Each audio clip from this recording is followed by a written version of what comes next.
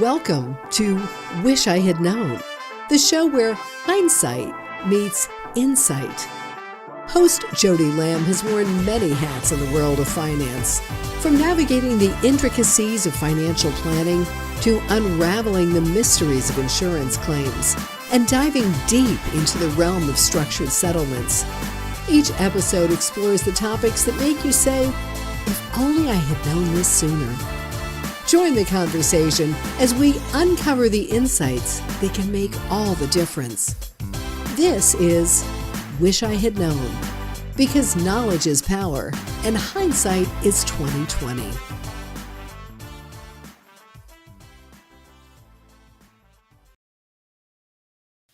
Welcome to another episode of Jodie's One Question, where we talk about the one question or one topic that you're interested in and our subject matter experts are loving to share with us. Today we're joined with Jennifer, CEO and founder of Quantum Insurance Services and of WOW. Jennifer, are you ready for your one question today? So ready. I can't wait. This is so much fun. Love it. Fantastic. All right. Well, before we get started, why don't you tell us a quick information about yourself, who you are, and what is your area of expertise? Sure. So I'm owner of a firm that does insurance consulting. We are high-level independent producers when it comes to insurance. So we look at the entire market and we look to find the logical truth of money within the financial world of life insurance and annuity products by comparing all the products in the industry against one another. So we do a lot of high-level work with business managers, accountants, attorneys, and other top-level advisors to help them advise their clients on the way to maximize the value of any insurance products with which they're engaging. And I'm also, as a sort of passion project, co-founder of a really wonderful nonprofit for women called WOW. It stands for Women of Wealth, and it's dedicated to helping women improve their financial literacy, fluency, and mastery through brass tacks conversations with one another. Wow, that's impressive. Okay, so I suspect that you're well prepared for this one question, and I think everybody who's listening is in the U.S. going to be wanting to hear, what is the number one misconception that we have preparing and going into retirement? Oh, that's a great question. I would say the biggest misconception we have as Americans is that there's some sort of social safety net for our long-term care needs.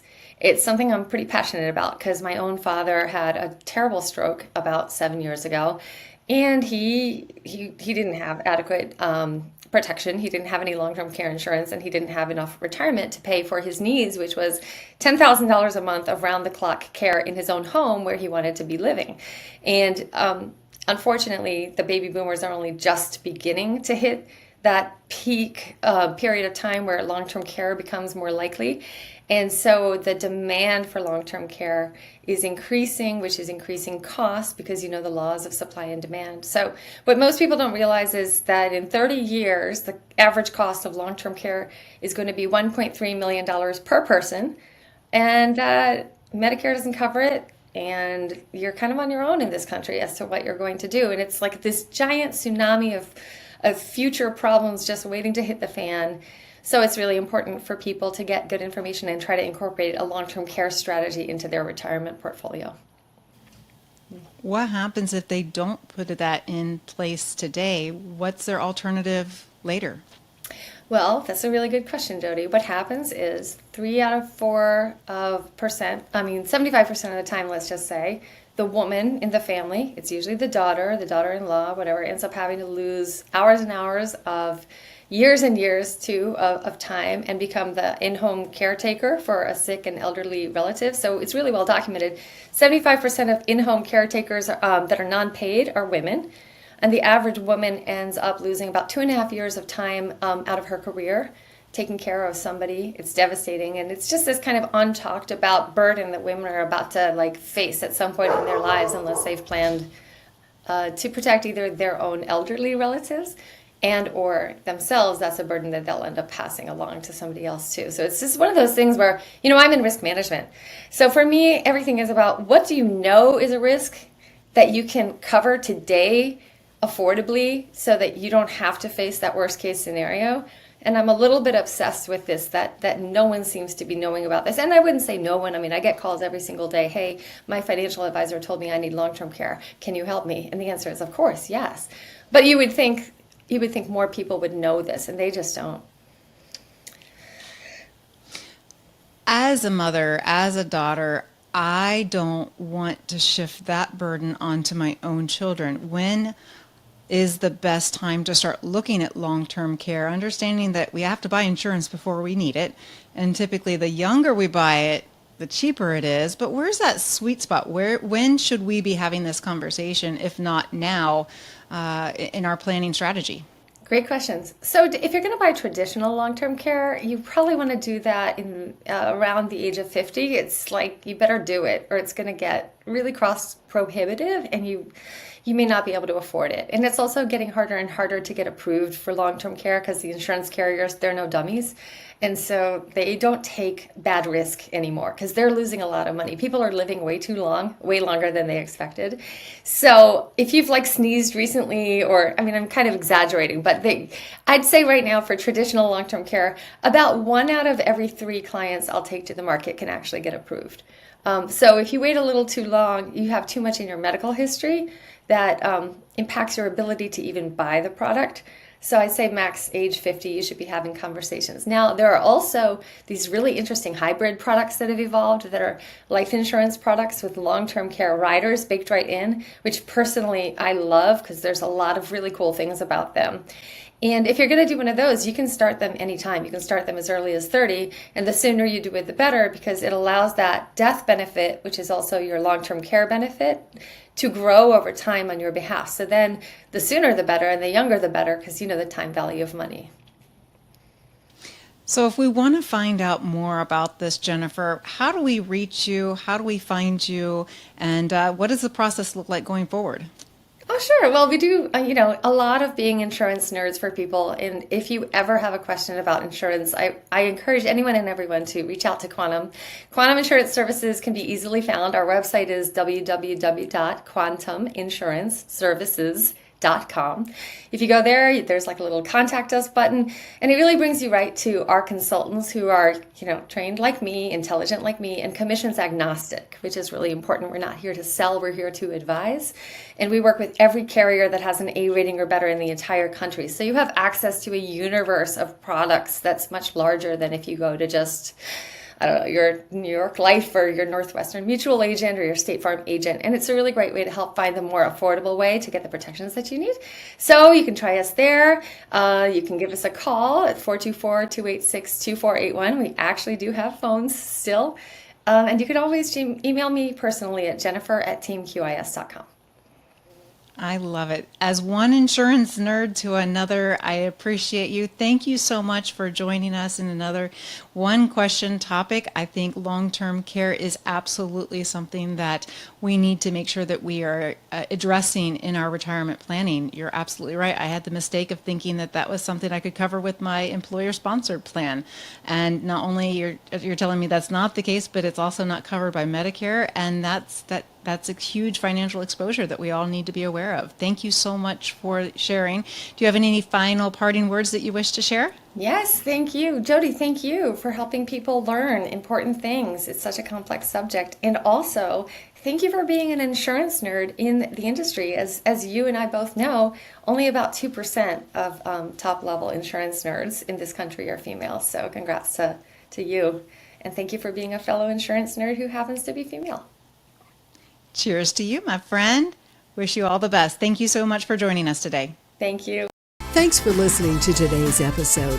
Please like, share, and subscribe so you can hear all of Jodie's chats, so you don't have to say, "Wish I had known."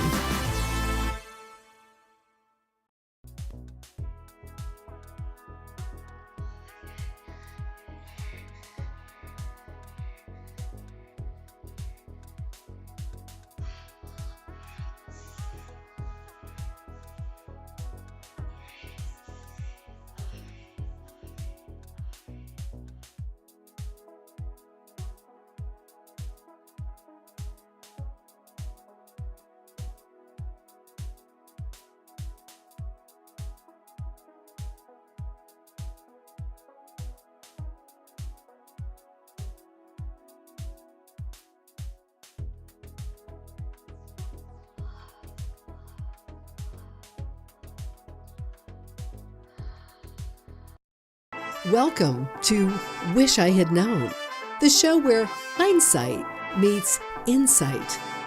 Host Jodie Lamb has worn many hats in the world of finance, from navigating the intricacies of financial planning to unraveling the mysteries of insurance claims and diving deep into the realm of structured settlements.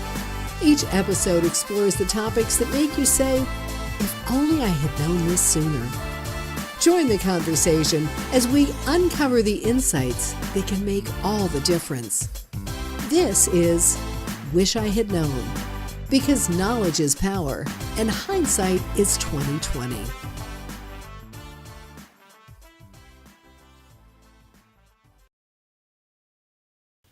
Welcome to Jodie's One Question series, where we talk about one question or one topic you want to know about. Today, we're joined with Christine Zharova. She is a seasoned attorney with a diverse legal background.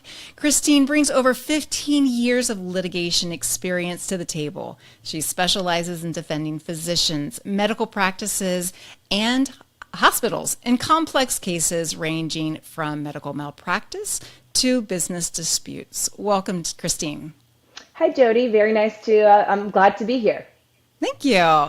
So are you ready for your one question? Yes, fire away. Oh, excellent. All right. So can you tell me what is going on with the changes in healthcare and how is this impacting individuals, businesses, and physicians? There is a lot that is changing in healthcare. I can speak from the perspective of patients and I can speak from the perspective of physicians. I speak with a lot of physicians about their issues and their struggles. I work with a lot of physicians and their groups in, like you said, litigation. Most of my practice currently is focused on contractual dispute, business disputes, but there are a lot of cases that I handle that involved contractual disputes involving physicians. What I'm seeing a lot from the physician perspective is the burnout that they face from the traditional practice of medicine. That has definitely driven a lot of them to start their own practices, their own direct care practices, their own concierge practices. And from the patient perspective, what I'm also seeing is patients being driven to join those practices, to go to a physician that provides concierge services or go to a physician that provides direct care services. And they do that because, as we all know, right, a lot of times you go to the physician, to your doctor, and they're in and out. You've got 2 minutes with them. You don't feel like you really have that one-to-one connection, that time with them.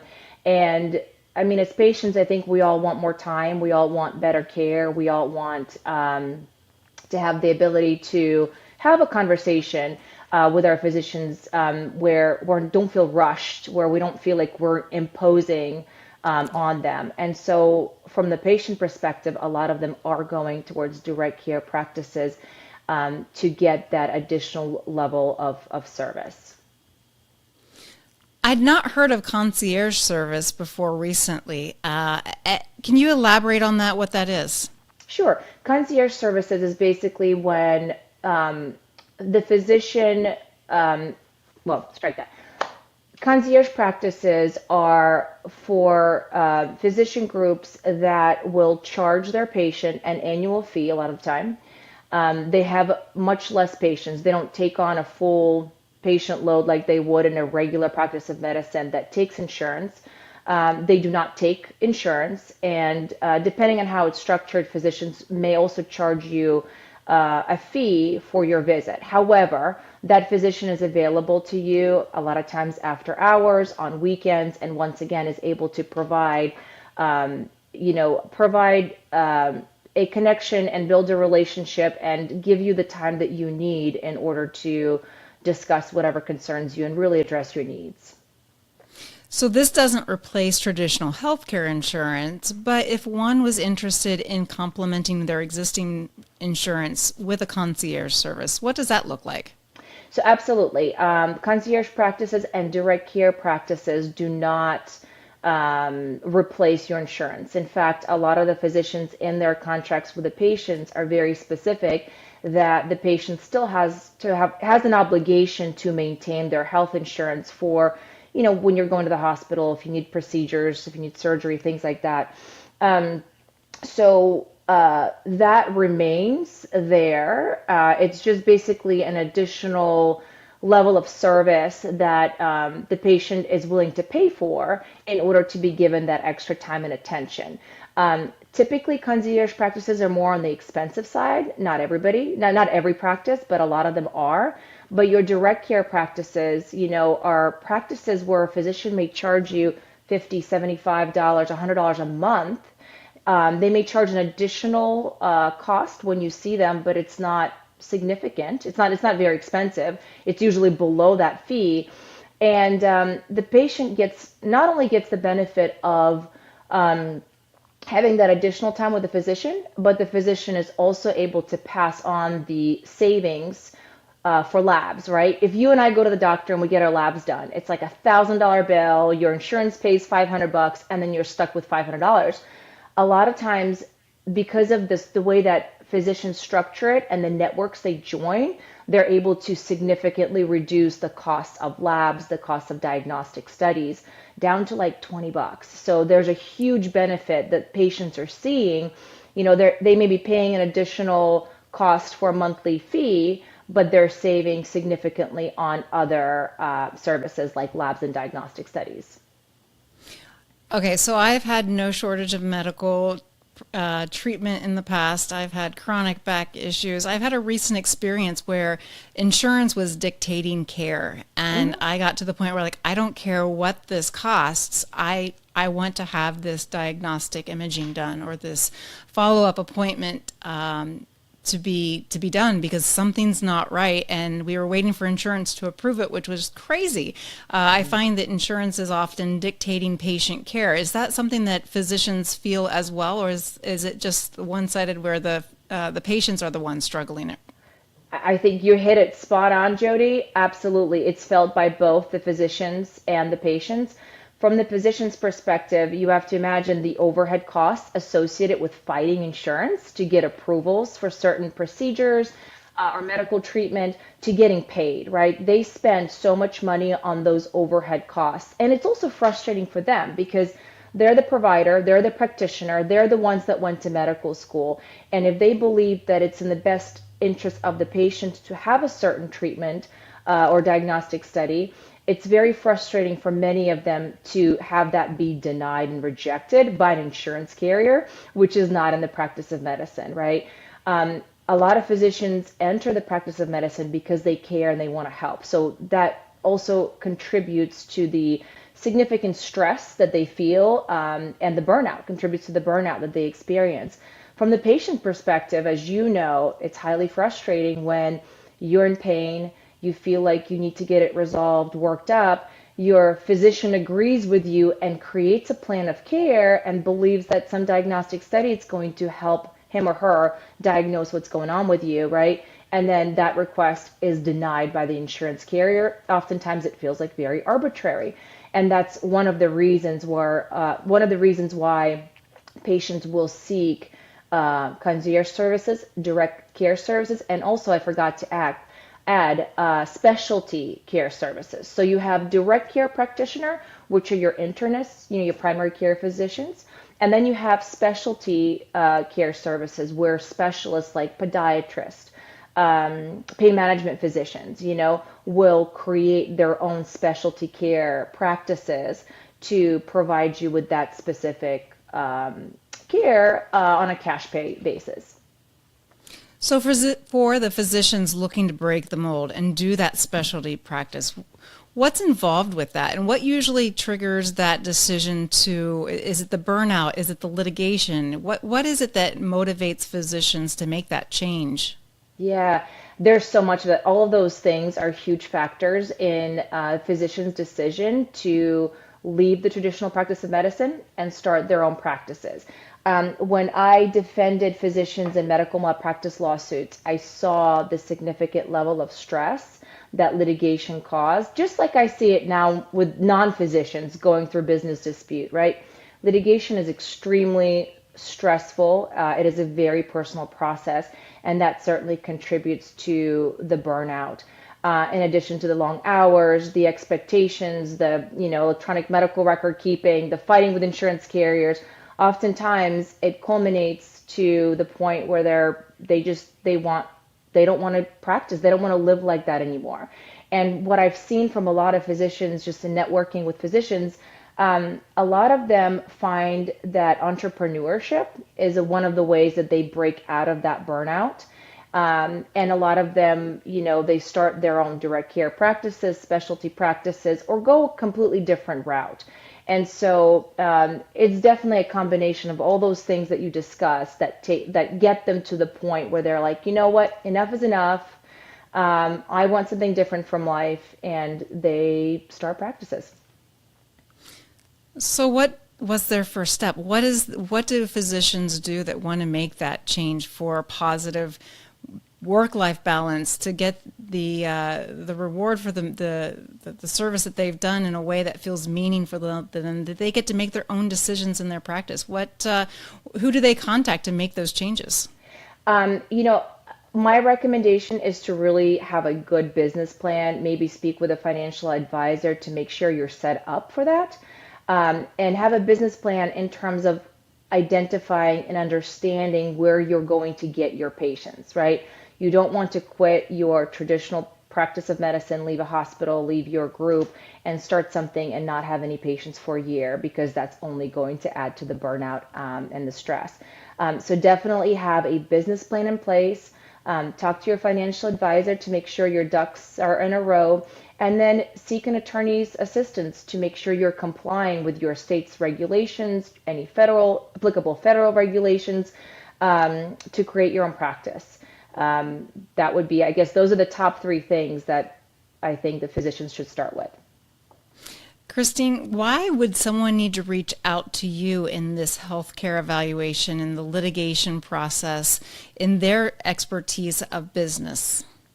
So physicians reach out to me if they're going through either a business dispute, or, if they're in an employment contract and they leave that employer and the employer is suing them. So I do represent a lot of physicians in claims against them for breach of their restrictive covenants, which is basically breach of non-competes.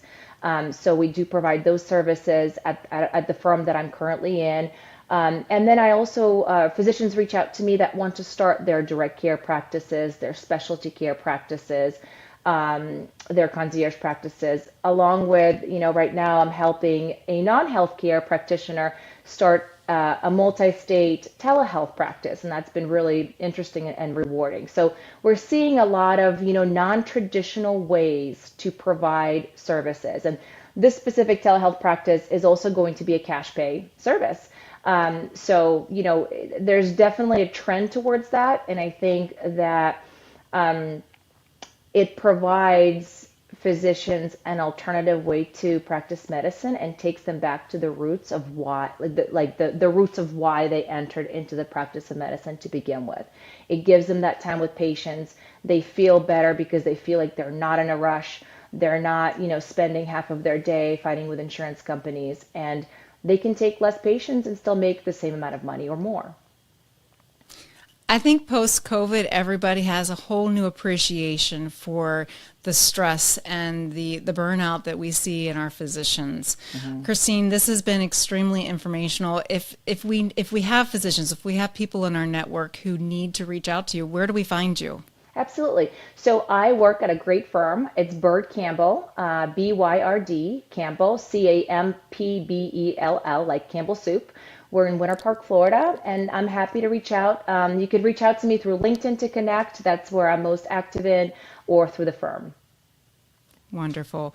Well, thank you so much for joining us. This is another fascinating conversation about learning things that we may not typically have a conversation on, but potentially really need to know. Myself, the concierge service is a great way to supplement the current insurance plan that I have. I have a super high deductible, so to be able to have access to a physician and not get nickel and dimed on every single test and the exorbitant cost, I think that impacts just the regular John and Jane on the street who could definitely explore those options for their own personal healthcare needs. Thank you so much for sharing this information with us, and for the physicians that are looking to step out and try something new, and to combat burnout and to really maximize their happiness in their chosen profession. Obviously, you do a lot of great work for them. So thank you for your time and your service. This is another wrap to the series, questions of what one question, one topic we need to know. Thank you so much for joining us, Christine. Thank you, Jodie. Thank you. Thanks for having me. Thanks for listening to today's episode. Please like, share, and subscribe so you can hear all of Jodie's chats, so you don't have to say, "Wish I had known."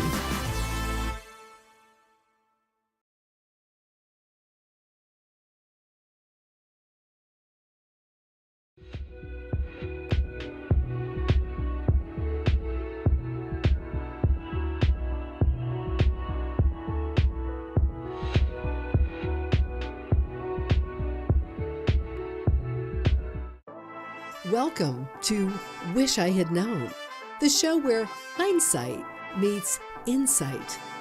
Host Jodie Lamb has worn many hats in the world of finance, from navigating the intricacies of financial planning to unraveling the mysteries of insurance claims and diving deep into the realm of structured settlements.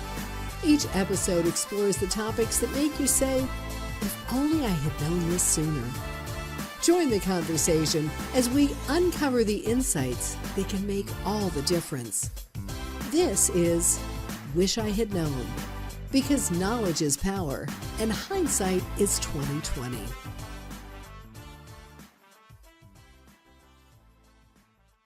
Hi, I'm Jodie Lamb. I'm here today with Eric Blake, a certified financial planner with Blake Wealth Management. I am calling on him today for Jodie's one question, the one topic, the one conversation that you want to hear. He is the host of the Simply Retirement podcast and helps women who are preparing for retirement, and has a wonderful story to share. But today we're going to ask you, Eric, tell us a little bit about yourself, and then we'll get into what your one question is. Absolutely. Thank you for having me. So I've been a financial advisor since 1999, meaning I've gone through all the ups and downs, Y2K, 9/11, great financial crisis, seen it all. A few years ago, we started our primary focus working with women who are approaching retirement, typically less than 5 years from retirement, where they're really in that critical phase of making these important decisions about Social Security, about taxes, about income planning, to make sure that they can live the retirement that they deserve. I mean, that sounds ideal. You think so? Yeah, sign me up. Okay, so I'm not quite yet 5 years from retirement, but I'm a definite planner. So if I'm going to be anticipating retirement in the next 5 years, here's your one question. Okay, what are the three big things that I need? What variables do I need to take consideration, or what do I need to be prepared for to have an ideal or best set up retirement?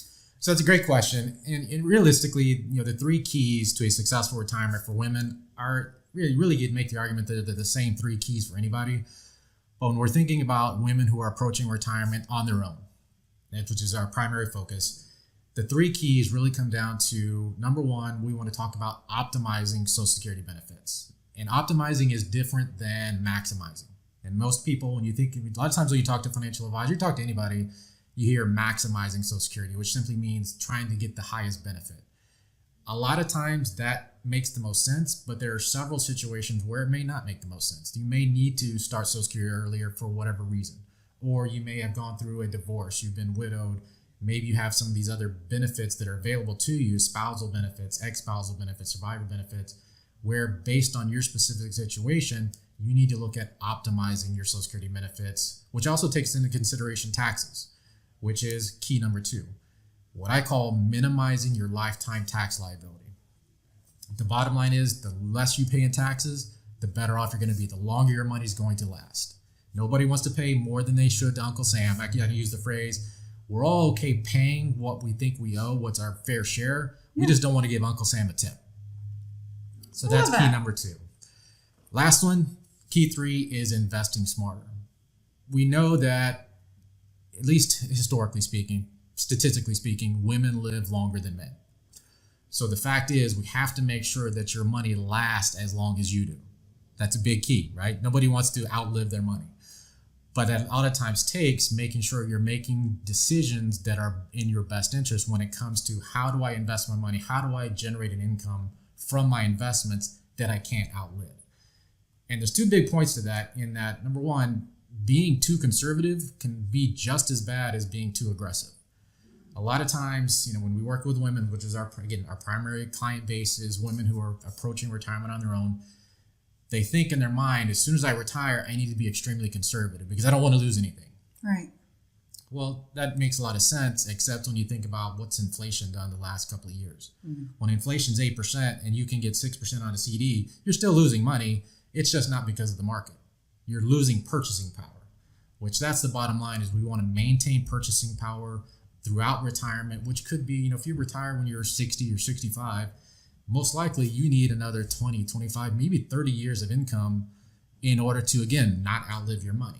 So from my perspective, those are really the three keys to a successful retirement, especially for women who are facing retirement on their own, is optimizing Social Security, paying as little in taxes as is reasonable, and making sure that you invest smarter. All right, this speaks totally into my world of structured settlement, y'all. I mean, tax-free, that's right up my alley, with investment tax-free, being conservative. We deal with the people that have a lot of medical needs and financial needs, so that absolutely resonates with me. But the one thing that you said that really challenged me is the Social Security. It's not just maximizing Social Security, but optimizing it.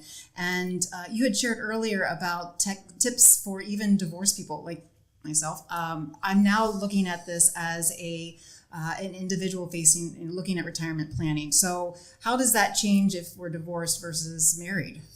Well, the fact is, most people, they don't really, number one, they may not even be aware that they are eligible for benefits based on an ex-spouse. Now, that could be what we call ex-spousal benefits based on that ex-spouse's work history, meaning that as long as you were married for at least 10 years before you divorced, you've been divorced at least 2 years, and your ex-spouse is at least 62, you could apply for ex-spousal benefits, which is going to be up to a maximum of 50% of that ex-spouse's benefit if that happens to be more than your own benefit. Now, that's again, back to that optimizing thought process. We want to optimize your benefits, but that means we need to understand what your options are. Is there a limitation on how long it's been since the divorce happened in that application? Nope. Those are the bottom. 10 years is the key. As long as that marriage lasted at least 10 years. So marriage date to divorce date has to be 10 years. And this is where it varies from spousal benefits. So if it's a married couple, you can still apply for spousal benefits, but the working spouse, let's say the higher earning spouse, they must have filed for their own benefits first before you could file for spousal benefits. Mm-hmm. That's not always that doesn't have to be the case with ex-spousal benefits. Oh, okay. As long as the other spouse, the ex-spouse, is at least 62, you were married for 10 years, and the divorce happened at least 2 years ago, you could potentially still apply for ex-spousal benefits, whether your ex has applied for benefits or not. So that's a big key. Again, if it's a cash flow issue, unfortunately, we know that women, either because they've taken time out of the workforce to take care of family, whether that's children or parents, relatives, where that's typically falls on the woman's shoulders, or they've for whatever reason, they've been out of the workforce. You have 0 years in there. You might even not be eligible for anything, for any type of retirement benefit. But this gives you the option of having some source of income in retirement, which is, again, that ex-spousal benefit. The other thing to be aware of is, and this is really one that people kind of glare over at, and that is you actually could be eligible for ex-spouse survivor benefits. Same rules apply. You've been married, the marriage lasted at least 10 years. You don't get remarried before the age of 60. You could be eligible for ex-spouse survivor benefits, which is whatever that spouse was receiving at the time, that ex-spouse, whatever they were receiving at the time, or what they may have been eligible for, you may be eligible to receive that if that ex-spouse passes away, which is huge, again, from a planning perspective. So one of the other things that I think that you commented on earlier that I think everybody's going to want to know, we worry about how this is going to impact the ex. Are they going to find out about it? Are they going to have a reduced benefit? Like, what does this mean to the other spouse or the prior spouse? Well, if the ex-spouse passes away, we're not too worried about it, right? So we don't no worry one's about that complaining. part. Ex-spousal benefits, though, it doesn't impact them at all. Now, in today's world, there are many scenarios where somebody's married to has multiple ex-spouses where they were married for at least 10 years. Each of those ex-spouses, as long as the marriage lasts at least 10 years, potentially could be eligible for ex-spousal benefits. So they're eligible for up to 50% of that ex-spouse. It doesn't impact that ex-spouse's benefit themselves. Also doesn't impact if that ex-spouse has remarried, say, a third time. Their current spouse doesn't get impacted as well either. So that's a big factor there. And again, it's just understanding how all these rules. Social Security to me is one of the most underrated, undervalued aspects of retirement income planning because it seems straightforward, but there's so many variables that just people aren't aware of. Especially if you think about, maybe you were divorced 20 years ago. People forget about it. They not that they forget that they were divorced, but they kind of forget that whole situation. Either they want to push it behind, keep it in their past. They don't want to think about it anymore.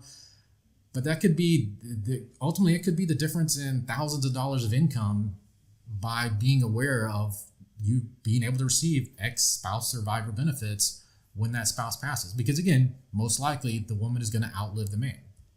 Every penny counts. And especially when, like you said, we'll pay our due taxes, but we don't want to give Uncle Sam a tip. That's I love that quote. Yes. Okay, so we're 5 years within retirement. We want to get in contact with you. What are the other things that we need to do to mitigate the taxes? And then I want to find out, how do people get in touch with you so they can get more information about their unique situation? The biggest thing I could encourage is be proactive. Number one, if you're not familiar with how the tax laws work and they change constantly, we had in 2019 we had Secure Act, and then last year we had Secure Act 2.0. So understanding how all these different tax rules and tax laws impact you from a retirement income planning standpoint is crucial. Now, whether you have the opportunity or the time to learn that's a big question. If not, make sure that you're talking to somebody that does. That's a big focus of our practice. Like I said, we spend a lot of time evaluating. I'm one of those people that actually enjoys reading through tax laws and understanding how all this stuff works. Nobody else likes that. But it's crucial for our clients. Again, back to the 3 keys. Optimizing Social Security, minimizing taxes, investing smarter. I always put Social Security there first simply because, again, it's one of those underappreciated planning aspects. The taxes is most likely the most important because you think about in retirement, your biggest expense, it's either going to be healthcare or it's going to be taxes. One of those two. Healthcare, unfortunately, we can't always do something about it. We can try to be as healthy, eat healthily, work out, do all these things that hopefully extend our life and make us as healthy as possible. But taxes is something a lot of people don't think they can control, but in reality you can, but you got to be proactive. You got to understand how the rules, how the laws work. And that's where we come in. And we all need those experts in our life. So Eric Blake with Blake Wealth Management. Yes. How do we find you? How do we get a hold of you? Best way is to go to blakewealthmanagement.com, and we got a lot of free resources. You can sign up for our newsletter. We've got our blog. You can access our podcast, the Simply Retirement Podcast, where we talk about a lot of these same types of topics that women face as they navigate the retirement journey on their own. The other thing you can do is in the top right corner, we have our Start Here button. Okay. Click the Start Here button. You can see the exact process that we go through with every single prospective client to help them make an educated and informed decision about whether we are the right firm for them. And that's a big thing for me is, being in this industry for as long as I have, I believe everybody has the right financial advisor for their situation. Yeah. What we've done is we've created a process that we think helps people make a decision about us. Are we the right firm to help them navigate the retirement journey? What I call the Simply Retirement Roadmap process. The Simply Retirement Podcast. You can always hear them on there as well. Absolutely. I appreciate that. So thank you so much for taking the time to speak with us. I would love to continue this conversation for longer, but I know you have many demands on your schedule, as do all of our listeners here. Thank you so much for joining us today on Jodie's One Question and the One Topic, the things that you want to know or you need to know. Look forward to seeing you guys next time. Take care.